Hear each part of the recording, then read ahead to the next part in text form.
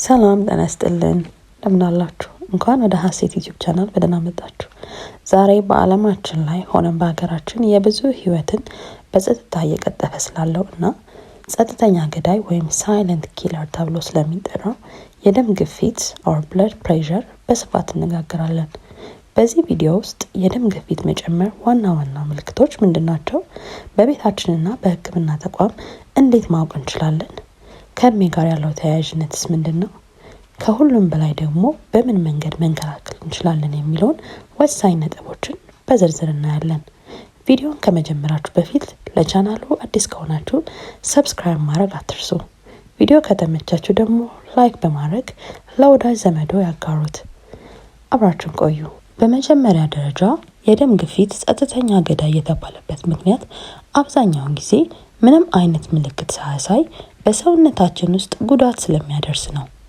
ነገር ግን ግፊቱ በጣም በሚጨምርበት ጊዜ የሚከተሉትን ወሳኝ ምልክቶች ሊያሳየን ይችላል። አንደኛ፣ ከፍተኛ የራስ ምታት፣ በተለይም ጠዋት ከበድ ያለና ከጭንቅላት ጀርባ የሚሰማ ራስ ምታት። ሁለተኛ፣ የእይታ መደብዘዝ፣ በድንገት የአይን ብርሃን መቀነስ ወይም ነገሮች መደብዘዝ። ሶስተኛ፣ የመተንፈስ ችግርና የደረት ህመም፣ ጥቂት ደረጃዎችን ሲወጡ ወይም ምንም ሳይንቀሳቀሱ የመተንፈስ ማጠር። አራተኛ፣ የጆሮ ውስጥ ድምጽ፣ በጆሮ ውስጥ የልብ ምት የሚመስል ወይም የጩኸት ድምጽ መሰማት። አምስተኛ፣ የማዞርና የማቅለሽለሽ ስሜት፣ በድንገት መሮዝ ሚዞር የሚመስልና ማስመለስ። እነዚህ ምልክቶች ከተሰሙት ወዲያውኑ ወደ ህክምና ተቋም በመሄድ ደም ግፊቱን መለካት ይኖርቦታል። አሁን ደግሞ በእድሜያችንና በደም ግፊት መካከል ስላለው ግንኙነት እንነጋገራለን። እድሜያችን እየጨመረ ሲሄድ የደም ቧንቧችን የመነጠል አቅማቸው እየቀነሰና እየጠነከረ ይሄዳል። ይህ ደግሞ የደም ግፊትን የመያዝ እድሉን ይጨምራል። ከ30 ዓመት በታች ከሆንን አብዛኛውን ጊዜ ከኑሮ ዘይቤ ወይም ጭንቀት፣ ውፍረት ጋር በተያያዘ ሊሆን ይችላል። ከ40 እስከ 50 ዓመት ያሉ ሰዎች በእነዚህ እድሜ ውስጥ ያሉ ደግሞ የደም ግፊት የመያዝ አቅማቸው ከፍተኛ ነው። ከ60 ዓመት በላይ የሆኑ ሰዎች ሲስቶሊክ ሃይፐርቴንሽን ወይም የላይኛው ቁጥር ብቻ የመጨመር ሁኔታ ያጋጥማቸዋል። ትክክለኛ የደም ግፊት መጠን ስንት ነው? መደበኛ ወይም ኖርማል የምንለው 120 በ80 በታች ነው። የመጨመር ወይም ኤሌቬትድ የምንለው ከ120 እስከ 129 በ80 በታች ነው። ደረጃ 1 የደም ግፊት የምንለው ደግሞ 130 እስከ 139 በ80 እስከ 89 ሲሆን ደረጃ 2 የደም ግፊት ደግሞ 140 እና ከዚያ በላይ በ90 እና ከዚያ በላይ ነው። ከ180 በ120 በላይ የሆነ ደም ግፊት ካለቦት አስቸኳይ የህክምና እርዳታ ስለሚያስፈልግ የደህንነት ስጋት ወይም ሃይፐርቴንሲቭ ክራይሲስ ይባላል። እንግዲህ የደም ግፊት እንዳለብን እንዴት ማወቅ እንችላለን? ብቸኛውና ትክክለኛው መንገድ መለካት ወይም ሜዠሪንግ ብቻ ነው።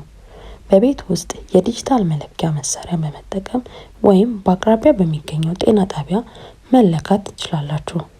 በቤት ውስጥ ሲለኩ ሊከተሏቸው የሚገባቸው 4 ዋና ዋና ህጎች ውስጥ አንደኛ፣ ከመለካታችን 30 ደቂቃ በፊት ቡና አለመጠጣት፣ ሲጋራ አለመጫስ እንዲሁም አካላዊ እንቅስቃሴ አለመስራት። ሁለተኛ፣ ከ5 ደቂቃ በፊት ዘና ብለው ወንበር ላይ መቀመጥና እግሮን አለመደራረብ። ሶስተኛ፣ የእጅ አቀማመጥ፣ ክንዶን ከልብዎ ትይይት ባለ ጠረጴዛ ላይ ማሳረፍ። አራተኛ፣ ተደጋጋሚ ልኬት፣ ጠዋትና ማታ በመለካት ለ1 ሳምንት ያህል የተመዘገበውን ቁጥር ለሐኪሞ ማሳየት። የደም ግፊትን እንዴት መከላከልና መቆጣጠር እንችላለን? መልካሙ ዜና የደም ግፊትን ሙሉ በሙሉ በኑሮ ዘይቤ ለውጥ መከላከል ይቻላል።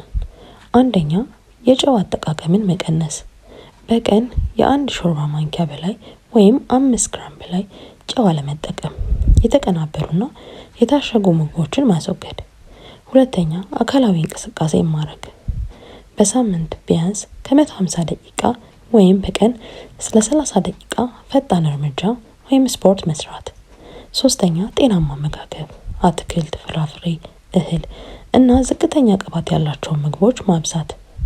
አራተኛ፣ የሰውነት ክብደትን መቀነስ፣ ከመጠን በላይ የሆነ ክብደት የልብ ስራን ስለሚጨምር ክብደትን ማስተካከል ግፊትን ይቀንሳል።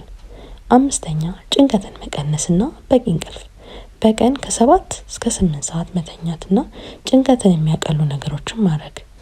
የደም ቧንቧዎችን ጤንነት ለመጠበቅ ሲጋራና አልኮልን ማቆም። ለዛሬ ያዘጋጀሁላችሁ መረጃ ይህን ይመስል ነበር።